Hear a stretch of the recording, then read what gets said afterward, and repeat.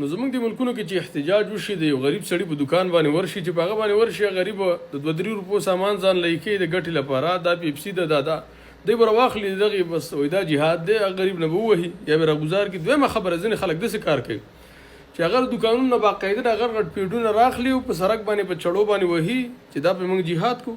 نو که دا ته هغه نه راخلي په سړک باندې وهي دا خو دکاندارانو ته نور هم خبره ورته کوي چې نور کلمې دا ګاک دغه شان زما سودا نور کله دومره نه وتله څرنګه چې نن وځي. نو دا کار کوم شرعي طریقې سره کوم سم کار نه دی. ته ورکې یهودو نصاراو ته ضربه ورکول غواړي دغه په مقابله کې بل پروډکټ راوباسه یا داسې کار وکړه چې د وطن کومې غټې کمپنۍ دي باید هغه دا منسوخ کړي. درېیمه خبره ده که ته چېرته وګورې د پیپسي یا دغه شانتې دا نور کوکا کولا د دې اصل چې کومه کمپنۍ دا صرف اسرائیل نه دي. که ته ګوګل کې هم سرچ کړې د دې نور ملکونه چې کوم ورسره دي په هغه کې امریکا ده یا ځینې نور ملکونه په هغه کې دې سره دي. نو د دې وجې نه که ته بایکاټ کول غواړې بیا چې څومره د اسرائیلو دغه دي د یهودو نصاراو دي دغه شد امریکې دي دغه د ټیسلا کمپنۍ شوه په ګاړو کې دغه نور باید د ټول نه به دغه وشي دا بایکاټ وشي.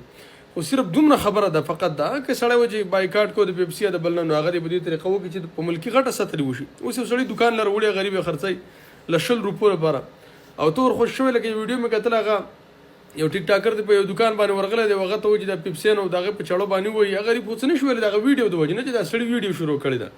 نو دا کارونه کوم د شریعت د لحاظه سم کارونه نه دي وغیره. دغه ترې د خرڅ کا یا بل دغه ته وکړه چېرته یو غریب ته روپۍ ورکړه یو غریب یتیم مسکین ته ورکړه. یا دویمه خبر دا چې د هغې په مقابله کې سره وباسه څه پروډکټ راوباسه. یا درېیمه خبر دا چې بالفرض بندول غواړي د کوم چې د وطن د علاقې د ملک غټې کمپنۍ دي باید هغې بند کړي هغه دا سیز بند کړي. څلورمه خبر همدغه چې د دې اصل چې کومه کمپنۍ دا صرف اسرائیل نه دي صرف اسرائیل. نو د یو غریب په دکان باندې ورتلل وغیره او د هغې نه دغه مال لوټ کول او خوړل دا هیڅ نه دي. نه الله په جهاد کې درله حساب په هیڅ شي کې هم الله سبحانه وتعالی نه حساب. زموږ دا خلک الله دې رحم وکړي خو مسلمانانو د ضرورونه تکلیفونه د لارې بندول وغیره چې د هر لحاظه حرام دي. بیا دویم په پردي دکان باندې ورشه دا د هغه د په یو نوم بدنامول په بل نوم باندې بدلول.